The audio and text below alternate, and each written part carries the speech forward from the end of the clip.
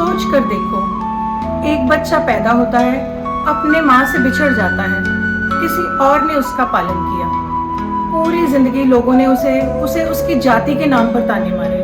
उसने सोचा चलो मेहनत से अपनी किस्मत बदल दूंगा। उसने पूरी दुनिया के सबसे खतरनाक गुरु परशुराम को अपना गुरु बना लिया। दिन रात मेहनत की। उसने सोचा दान करके इज्जत कमा लूंगा। तो उसने अपना कवच, अपना कुंडल, जो उसके शरीर का हिस्सा था, उसे भी दान दे दिया। इतना करने के बाद भी आखिरी दिन वो मारा गया, घुटनों के बल, अकेला। उसके सारे दोस्त, उसकी पूरी सेना देखती रह गई। आखिर क्यों? उससे बड़ा दानी, उससे बड़ा योद्धा तो कोई था ही नहीं। मैं बात कर रही हूँ राधे, कर्ण की। और अगर आपको भी लगता है कि आप पूरी ईमानदारी से मेहनत कर रहे हो, सबका अच्छा कर रहे हो, फिर भी आपको आपका हक नहीं मिल रहा, तो ये कहानी आपकी है। नमस्कार दोस्तों, मैं शालू चुग अपने चैनल में आपका स्वागत करती हूँ। मेरे चैनल को लाइक कीजिए, सब्सक्राइब कीजिए और इसको ज़्यादा से ज़्यादा शेयर कीजिए। करण की जिंदगी में टैलेंट की कोई कमी नहीं थी। वो अर्जुन से बड़ा धनुर्धर था, लेकिन उसकी जिंदगी में 3 जहर घुले हुए थे। ये 3 जहर किसी दुश्मन ने नहीं दिए थे, ये जहर उसने खुद पिया था। और वही 3 जहर आज आपकी और मेरी जिंदगी में भी है। ध्यान से सुनना। पहला जहर, गलत जगह की वफादारी। करण को पहले ही दिन पता चल गया था कि दुर्योधन गलत है। जब द्रौपदी का चीरहरण हो रहा था भरी सभा में, उस सभा में भीष्म पितामह जैसे बड़े ज्ञानी बैठे थे, द्रोणाचार्य बैठे थे, सबकी गर्दन झुकी थी, किसी ने कुछ नहीं कहा। करण के दिल में भी एक बार आया था कि ये गलत हो रहा है, ये अधर्म है, लेकिन वो चुप रहा। क्यों? क्योंकि दुर्योधन ने एक दिन उसे राजा बना दिया था। उसने सोचा अगर आज मैं दुर्योधन का साथ छोड़ दूं तो दुनिया कहेगी के कारण एहसान फरामोश है। और इसी एक सोच ने उसे पूरी जिंदगी अधर्म के साथ बांधे रखा। मेरा आपसे सवाल है, क्या आप भी किसी गलत जगह पर सिर्फ एहसान की वजह से टिके हो? वो दोस्ती जो आपको रोज नीचे खींचती है, वो रिश्ता जहां आपकी कोई इज्जत नहीं, वो नौकरी जहां आपका बॉस आपको रोज गाली देता है, आप सिर्फ इसलिए नहीं छोड़ रहे क्योंकि उसने कभी न कभी आपकी मदद की थी। याद रखो, मदद का बदला मदद से चुकाया जाता है, पूरी जिंदगी गुलामी करके नहीं। भगवान श्री कृष्ण ने गीता में कहा है, धर्म पहले आता है, मित्रता बाद में। अगर आपका दोस्त गलत रास्ते पर है और आप सिर्फ वफादारी के नाम पर उसका साथ दे रहे हो, तो आप दोस्त नहीं, आप उसके पाप के हिस्सेदार बन रहे हो। कर्ण दुर्योधन का दोस्त नहीं, उसकी गलतियों का पहरेदार बन गया था। आपकी लाइफ में देखो, अगर नाव गलत दिशा में जा रही है तो उस नाव में पूरी वफादारी से बैठे रहने से क्या फायदा, डूबोगे ही। इसलिए आज ही तय करो, गलत जगह से वफादारी हटानी है। दूसरा जहर, अपने अपमान को अपनी पहचान बना लेना। ये कर्ण की सबसे बड़ी भूल थी। बचपन से ही लेकर आखिरी सांस तक कर्ण सिर्फ एक ही चीज से लड़ा, लोग मुझे सूत पुत्र कहते हैं।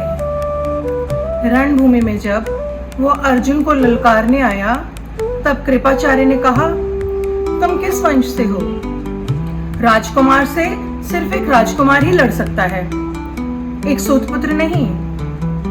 द्रौपदी के स्वयंवर में द्रौपदी ने सबके सामने कहा, मैं एक सूतपुत्र से विवाह नहीं करूंगी। ये 2 बातें, ये 2 अपमान कर्ण के दिल में तीर की तरह गड़ गए। इसके बाद कर्ण पूरी जिंदगी एक ही काम करता रहा, दुनिया को प्रूव करने का कि देखो मैं भी कुछ हूँ। वो सोना दान करता था ताकि लोग कहें देखो कितना बड़ा दानी है। वो युद्ध करता था ताकि लोग कहें देखो कितना बड़ा योद्धा है। उसका हर काम, उसकी हर मेहनत बदले की भावना से आ रही थी और यही काम हम भी करते हैं। किसी ने कहा तो गरीब है, कुछ नहीं कर पाएगा, तो आप पूरी जिंदगी बस उसे ही प्रूफ करने में लगे रहो। किसी ने कहा तेरी शक्ल अच्छी नहीं है, तेरा रंग काला है, और आपने इस बात को अपने दिल से लगाया। अब आप हर बार शीशे में खुद को उसी नजर से देखते हो। मेरे दोस्त, दुनिया का काम है कहना। अगर आप हर ताने को अपनी पहचान बना लोगे तो आप जियोगे कैसे? करण को कहना चाहिए था, हाँ मैं राधेय हूँ, हाँ मैं सूतपुत्र हूँ, इसमें शर्म कैसी? मेरी माँ ने मुझे पाला है, लेकिन उसने अपनी माँ को ही अपनी कमजोरी समझ लिया। आपकी गरीबी, आपका अतीत, आपकी असफलता, ये आपकी पहचान नहीं, ये आपका इतिहास है। और इतिहास को बदला नहीं जाता, सुधारा जाता है। आज से आपने अपमान को भूल जाओ, उसे अपनी ताकत बनाओ, अपनी पहचान नहीं। तीसरा और सबसे खतरनाक से है, सही समय पर सही फैसला ना लेना। लोग क्या कहेंगे? कर्ण की जिंदगी में 3 बार भगवान खुद चलकर उसके पास आए। पहली बार उसकी माँ कुंती आई, आधी रात को रोते हुए कहा, बेटा तू मेरा बेटा है, पांडवों के पास आ जा। कर्ण ने मना कर दिया। दूसरी बार खुद भगवान श्री कृष्ण आए, कर्ण को गले लगाकर कहा, कर्ण तू कौनतेय है, तू पांडवों का बड़ा भाई है, तो आ जा, मैं तुझे राजा बनाऊंगा, पूरा साम्राज्य तेरा होगा और धर्म भी तेरा साथ देगा। सोचो, खुद भगवान उन्हें ऑफर दे रहे थे, लेकिन कर्ण ने क्या कहा? कर्ण ने कहा, कृष्ण मैं जानता हूँ तुम सही कह रहे हो, लेकिन अब अगर मैं दुर्योधन को छोड़कर चला गया तो दुनिया क्या कहेगी? दुनिया कहेगी कि कर्ण डर गया, कर्ण मौका देख के पलट गया। लोग क्या कहेंगे? इस एक डर ने कर्ण को मौत के मुंह में धकेल दिया। तीसरी बार युद्ध के मैदान में जब कर्ण का रथ फंस गया था, वो अर्जुन से कह सकता था, रुक जाओ मैं निहत्था हूँ, यह युद्ध का नियम था, लेकिन तब तक देर हो चुकी थी। आपकी जिंदगी में भी कृष्ण रोज आते हैं, कभी एक नए बिजनेस के आइडिया के रूप में, कभी एक अच्छी नौकरी के ऑफर के रूप में, कभी सॉरी बोलने के मौके के रूप में, लेकिन आप हर बार एक ही बात कहते हो, अभी नहीं, लोग क्या कहेंगे?